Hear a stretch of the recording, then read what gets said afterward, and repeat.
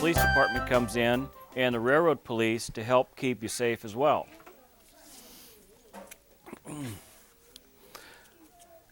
How many of you have seen these type of railroad crossing signs at the railroad crossings around the area? Have you all seen that? Yeah. Well, when you see this crossbuck here, you know that there's a railroad track coming up.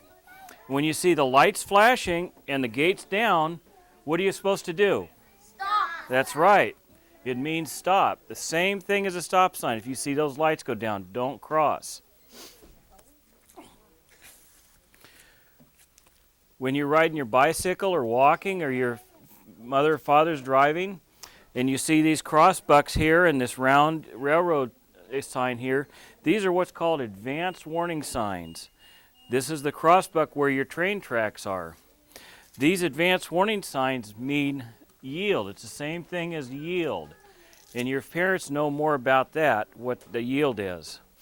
And the train has the right-of-way, in other words.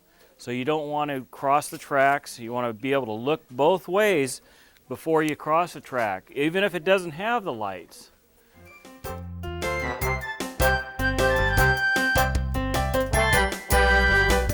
down below. See that? Smoke fill the halls, make it hard to see. Farmer Pig thinks it's just the TV. Fireman Small cries, it's not the show. Hurry, hurry, there's a fire down below. There's no time to dress or make up the bed. Just grab a wet towel and cover your head. Toads in a dizzy, hopping and croaking. The band next door is really smoking. Your poncho's on fire, wails drummer Mole. Fireman Small hollers, what should you do if you're on fire? Stop, drop, and roll, right?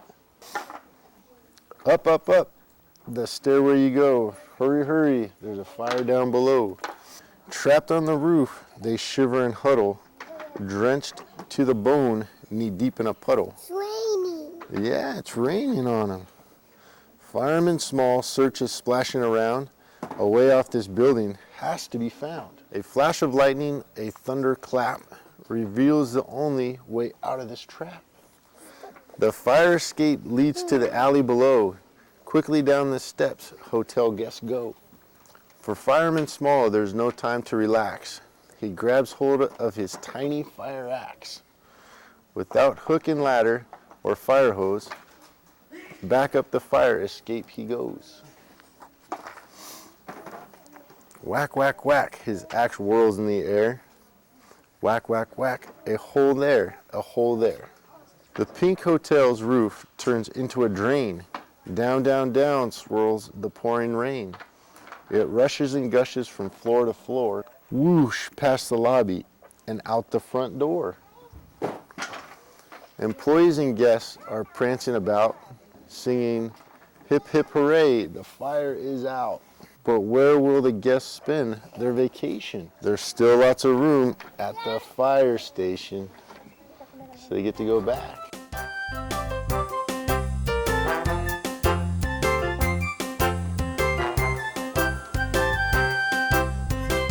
Here, face them, no matter what happens, smile like you like it.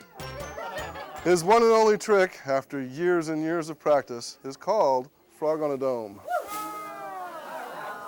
And if we can get that big fat frog on that little bitty dome, that right there is his one and only trick, Frog on a Dome. They don't do much, but what they do pretty well, don't they? Thank you, kiddo, good job. We can tell it's a desert king snake because it's black and white. It's not brown and yellow. The coastal phase of the king snake, which is found closer to the coast, is brown and yellow. This is a striped desert king snake, so we also know that it comes from the southern desert because that's where the striped ones are from. If you guys go north up into Mojave, they have white bands, just like that little one had yellow bands. But if you go further south, we get the big striped ones. Now this one is 3 years old. Look how much that snake has grown in just 3 years, from that little tiny pencil to a pretty good piece of snake here. Now the type of lizard he is a gecko. There's lots of different kinds, but one thing they have in common, they've all got soft skin. He has no scales. His skin is more like yours, only it's kind of pimply and warty, but it's real soft and it tears real easy. The reason his skin is so soft is he doesn't have to be out in the sunlight. He's a nocturnal animal, active at night. He doesn't need that protection from the sunlight. He's got a big fat tail, He's a desert animal. He stores water and food in there. So if he has to go a long time without one or the other, you can see his tail shrink down, but he's still okay. Hang on. Long. She's a little over 3 feet long, and she's starting to go through a little shed. Her skin's coming off in patches. Lizards almost always shed in patches. Like when you guys get a sunburn and you peel, a snake almost always sheds in one piece. They do this as they grow. Now you can see on her, she's got great big legs, big long toes and claws. She's a very good climber and an excellent swimmer. She can hold her breath for up to 10 minutes. That's convenient. If a big animal is trying to eat you, you can jump in the water and hide. It's also cool if you're getting food out of the water, and these guys will eat crabs and fish and snakes and lizards and anything they can get.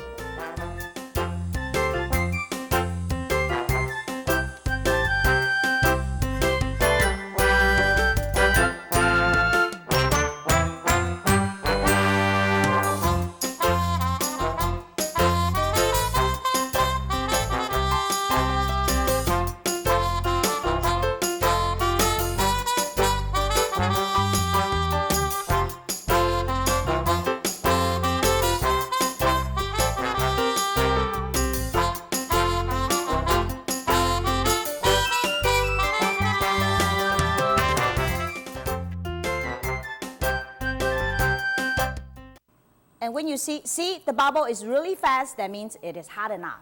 Okay? So we will put the shrimp into the oil and real quick deep fry for maybe just a few seconds and take it out. Okay? You cannot just deep fry it too long time just because that we don't want the shrimp to be done. It is only medium rare.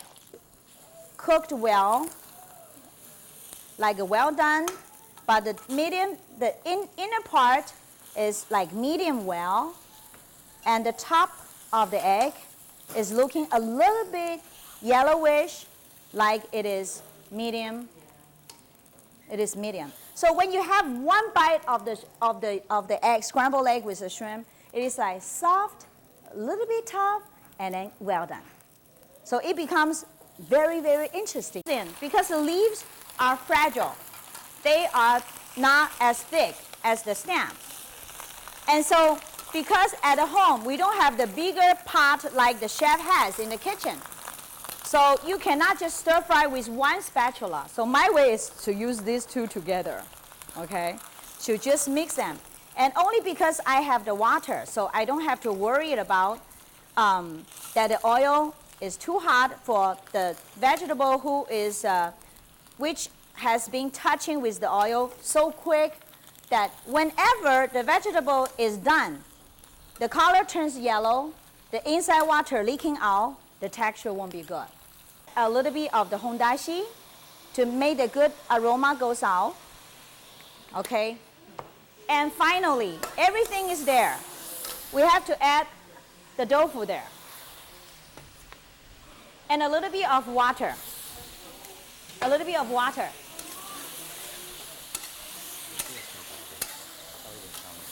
How? I'm adding a little bit of water, but of course you have the chicken soup. You can add a chicken soup too.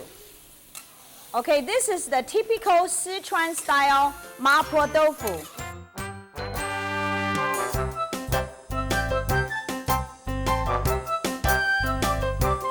Okay? Now, when you are doing what's called a flat panel cartoon, which is what this is, and you want to change, you want your character to be looking in a different direction, you simply move the pupils. That's all you have to do. So let's put this down here, right here. Go like this, please, and just put on, that's a stretched out circle, that's an oval. Yeah, there you go. And then you can come like this and add a few little dark spots.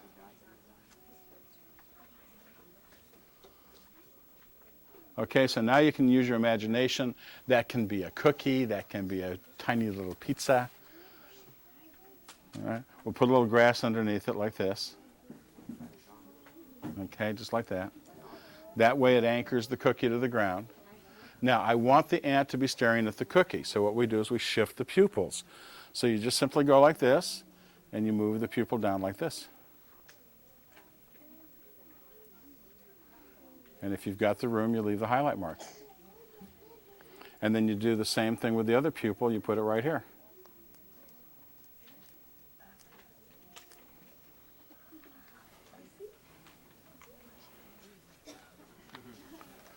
Then we're going to show the tongue wiggling. So we add action lines to that. So we go like this.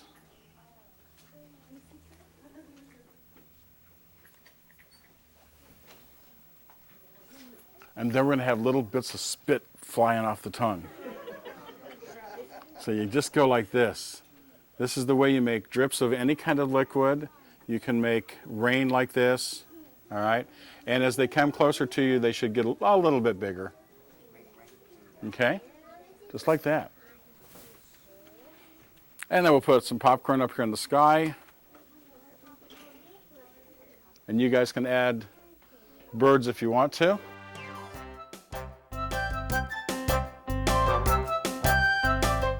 So 3 of the things in his confirmation, which is the description on what his breed should look like, are he should be square in the body, he should have almond-shaped eyes, and a nice tail carriage. So does he look as tall in the legs as he is long? He does to me. That's probably one of the reasons he is a champion. So in a poodle, the tail's supposed to be nice and up like that. My dog Gigi doesn't do conformation. She is an agility dog. She goes through doggy obstacle courses. She runs and jumps and does teeter-totters and seesaws. And so for her, her conformation isn't as important. Specifically in her conformation, if you were to read the instructions, she should look a lot more like this dog, which her head is a little not as round, and she's not also square in the body like that dog, but Gigi is a little bit off. But to be an athlete, that doesn't matter. So there's different types of champions.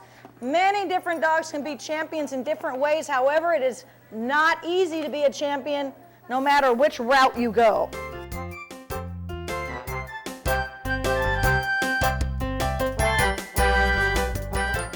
One, two, don't get ahead.